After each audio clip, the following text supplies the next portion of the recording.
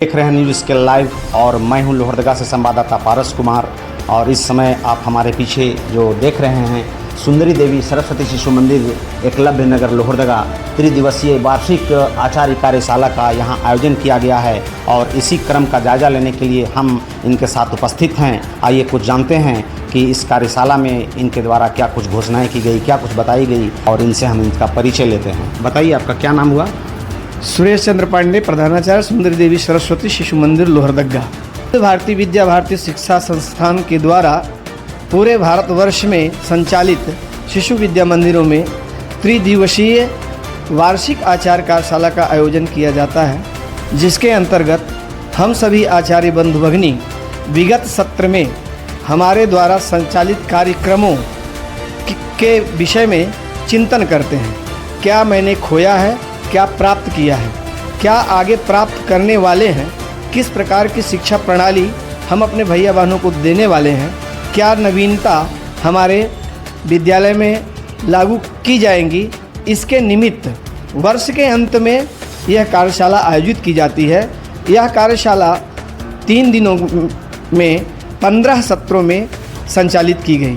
प्रथम सत्र में संयुक्त रूप से अपने शीला अग्रवाल विद्या मंदिर, इंटर महाविद्यालय मनोहर लाल तथा सुंदरी देवी सरस्वती शिशु मंदिर का उद्घाटन सत्र में प्रांत के संघ चालक श्रीमान सच्चिदानंद लाल अग्रवाल जी का मार्गदर्शन प्राप्त हुआ, जिसमें उन्होंने संघ के द्वारा इस विद्या भारती शिक्षा संस्थान का जो गठन किया गया और संघ का क्या दायित्व और विद्या भारती का संघ के प्रति क्या दायित्व है, इस विषय पर चर्चा किया गया तथा उसी दिन विद्यालय के वार्षिक कार्य, पंचांग का निर्माण, बच्चों के लिए दैनंदिनी गृह कार्य, कक्षा कार्य तथा विद्यालय की समस्त गतिविधियों के जितने भी हमारे पास पंजी होती है उसको अद्यतन किया गया।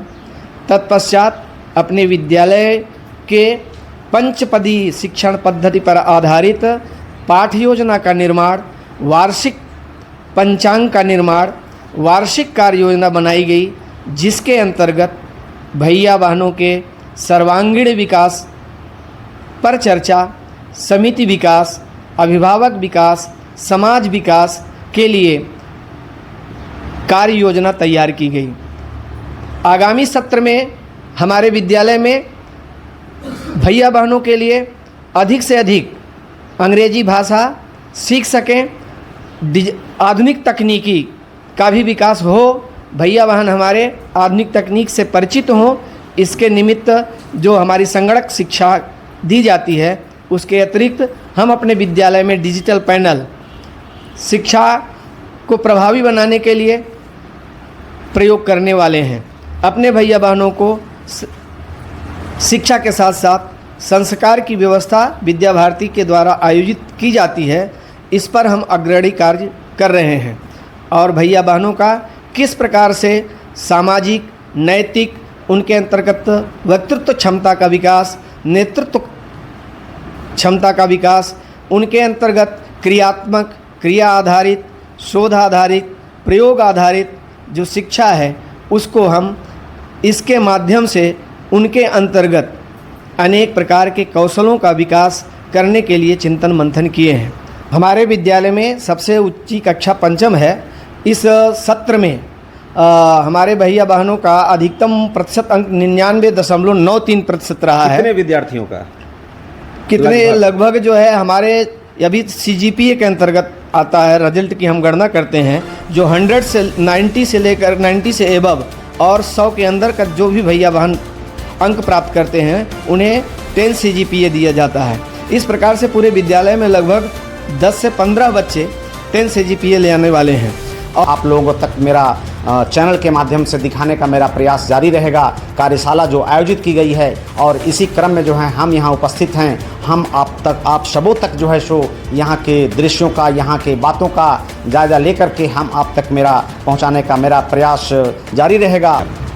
हमारे यहाँ कक्षा पंचम तक कक्षाएँ संचालित की जाती हैं और प्रतियोगात्मक परीक्षाओं के लिए तैयारी कराई जाती है। हमारे भैया बहन अपने विद्या भारती के द्वारा आयोजित प्रांत स्तरीय परीक्षाएं जो आयोजित होती हैं, जिसमें प्रतिभा चयन और प्रतिभा खोज परीक्षा आयोजित होती है, उस स्तर पर भी हमारे विद्यालय के भैया बहनों का चयन हुआ है और उन भैया बहनों को नगद पुरस्कार राशि भी प्रदान की जाती है, प्राप्त किए हैं। इसके साथ साथ कितने बच्चे? पर विगत सत्र में 10 भैया बहनों ने यह पुरस्कार प्राप्त किया था। इस सत्र में एक भैया को यह पुरस्कार प्राप्त हुआ है। इसके अलावा विविध प्रकार की जो विद्यालयों की प्रतियोगात्मक परीक्षाएं हैं नामांकन के लिए, उसमें भी हमारे भैया बहनों का चयन होता है और जैसे नवोदय, नेतरहाट विद्यालय, एकलव्य विद्यालय में भी हमारे भैया बहन परीक्षा के माध्यम से जाते हैं।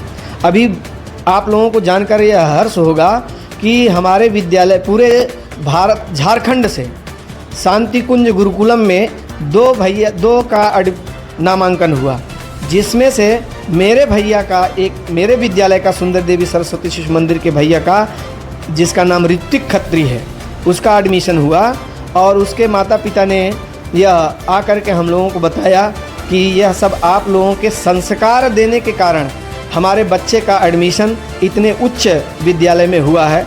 यह सुन करके केवल हम ही लोग नहीं गौरवान्वित हुए, बल्कि लोहरदगा शहर के अनेक व्यक्तियों ने उन्हें बधाई दी।